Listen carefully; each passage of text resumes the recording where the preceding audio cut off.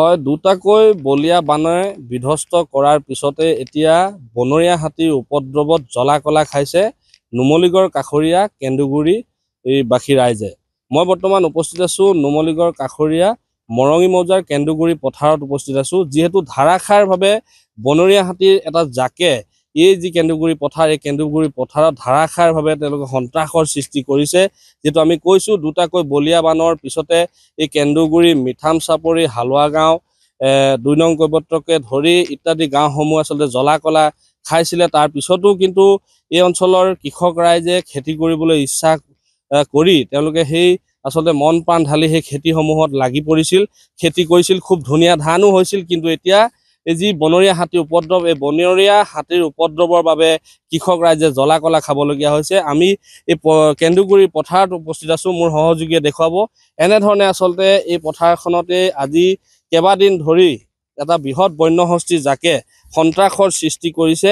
এই অঞ্চলৰ কৃষক ৰাইজৰ যি সপোনৰ আচলতে সপোন ৰচিছিল এই পথাৰখনতে, আৰু আমি কৈছোঁ দুটাকৈ বলীয়া বানে তেওঁলোকৰ তছনছ কৰি গৈছিল। তেওঁলোকৰ যিসমূহ খেতি পথাৰ আছিল সেইসমূহ তছনছ কৰি গৈছিল। তাৰপিছতো কিন্তু তেওঁলোকে এই খেতি কৰিবলৈ মন মেলিছিল। কিন্তু এতিয়া বনৰীয়া হাতীৰ উপদ্ৰৱৰ বাবে তেওঁলোকে জ্বলা-কলা খাবলগীয়া হৈছে। উৰে নিশা তেওঁলোকে উজাগৰি কটাবলগীয়া হৈছে। ধাৰাসাৰভাৱে বনৰীয়া হাতী আচলতে এই কেন্দুগুৰি অঞ্চল, হালোৱা গাঁও অঞ্চল, এই যি ধনশী কাষৰীয়া অঞ্চলসমূহ আছে এই অঞ্চলসমূহতে ধাৰাসাৰভাৱে বনৰীয়া হাতীয়ে উপদ্ৰৱ চলাই আছে। মোৰ সৈতে এই কেন্দুগুৰিৰ কৃষকসকল আছে, আমি তেখেতসকলৰ সৈতে কথা পাতিব বিচাৰিম। কি ক'বা ভাইটি, তোমালোকৰ ইয়াত ধাৰাসাৰভাৱে বনৰীয়া হাতীয়ে উপদ্ৰৱ কৰি আছে আৰু তোমালোকৰ খেতি পথাৰ যথেষ্ট অনিষ্ট হৈছে, কি ক'ব বিচাৰা? হয়, আমাৰ আগতেও পানী সোমাইছে দুবাৰ, 2 মাহৰ আগত, 3 মাহৰ আগত। এতিয়া হাতীৰ উপদ্ৰৱ হৈছে। চৰকাৰে এটা আহ্বান জনাইছোঁ, কিবা এটা যে কৰে আৰু। এই 150 হাতী আহি গোটেই মানে তহিলং কৰিছে, মানে আপোনাৰ পুৰা মানে খাই অৱস্থা বেয়া কৰিছে। ইয়াত খেতি পথাৰ সম্পূৰ্ণ নষ্ট হ'ল। সম্পূৰ্ণ নষ্ট। পানীয়েতো দুবাৰ চফা কৰিলে, এতিয়া মানে মানুহে মন মেলিছিলে খেতি কৰিবলৈ, এতিয়া চব বৰবাদ হৈ গ'ল হাতীৰ পৰা। চৰকাৰে এটা আহ্বান জনাইছোঁ, মানে কিবা এটা কৰক আৰু। বন বিভাগৰ লোক আহে নাই? বন বিভাগৰ আহিব নোখোজে, মানে ফোন কৰিলে বহুত লেটকৈ আহে, মানে সোনকালে নাহে আৰু। দেখা পোৱা গৈছে তোমালোকৰ এতিয়া ধৰি লোৱা যিখিনি ধানসমূহ পকা নাই, কিন্তু হাতীৰ উপদ্ৰৱৰ বাবে কেঁচাতে কাটিবলগীয়া হৈছে, কি ক'ব বিচাৰা? কেঁচাতে কাটিবলগীয়া, উপায় নাই, এতিয়া কৰিবনো কি, ঘৰতে শুকাব লাগিব সেয়া আৰু যেনে তেনে। এনেধৰণে আচলতে এই কেন্দুগুৰি ৰাইজে এতিয়া ধান পকা নাই যদিও কেঁচাতে হাতীৰ উপদ্ৰৱৰ বাবে এতিয়া কেঁচাতে কাটিবলগীয়া হৈছে। মোৰ সৈতে এই কেন্দুগুৰি গাঁৱৰে এজন কৃষক আছে, আমি তেখেতৰ সৈতে কথা পাতিম। কি ক'ব বিচাৰিম? কি ক'ম, খেতিটো এদায়ে হ'ল। দুবাৰ বানপানী সোমাই পেলাই মানুহক জ্বলা-কলা খোৱালে, কঠীয়া কিনি আনি মাটি ৰুলোঁ। এতিয়া ববাসকলে গোটেই তহিলং কৰিলে, 100 বিঘাটো এদায়ে কৰিলে। কালি যোৱা ৰাতি 150 মান আহিছে, আহি গোটেই ৰাতিটো 7টা বজাতহে ৰাতিপুৱা পাৰ হৈ গৈছে। মানুহে খেদিবও নোৱাৰা হ'ল, বন বিভাগো নাহে, আজিলৈকে প্ৰদৰ্শনী হোৱা নাই।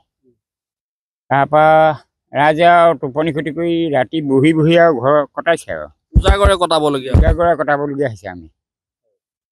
এনেধৰণে আচলতে এতিয়া কেন্দুগুৰি যি গাঁওবাসী ৰাইজ আছে, কেন্দুগুৰি গাঁওবাসী ৰাইজে উজাগৰে কটাবলগীয়া হৈছে। মোৰ সহযোগীয়ে দেখুৱাব।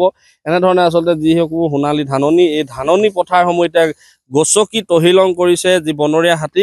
এই বনৰীয়া হাতীয়ে উপদ্ৰৱ ধাৰাসাৰভাৱে কৰি আছে। আৰু আমি কৈছোঁৱে যে এই যি কেন্দুগুৰি অঞ্চলত এতিয়া এই ধান পকা নাই যদিও কিন্তু বনৰীয়া হাতীৰ উপদ্ৰৱৰ বাবে কৃষকে এতিয়া আধা পকা ধানকে কাটিবলগীয়া হৈছে। মোৰ সৈতে আৰু এজন কৃষক আছে, তেখেতৰ সৈতে আমি কথা পাতিব বিচাৰিম। কি ক'ব বিচাৰে? হয়, আমাৰ ইয়াত বানপানী আগতে দুবাৰ হৈ গ'লগৈ। য'ৰ ত'ৰ পৰা কিনি আনিলোঁ কঠীয়া, তাৰপিছত আৰু ৰুলোগৈ। এতিয়া হাতীয়ে, আমাৰ বনৰীয়া হাতীয়ে খাই মেলি তহিলং কৰি দিছে।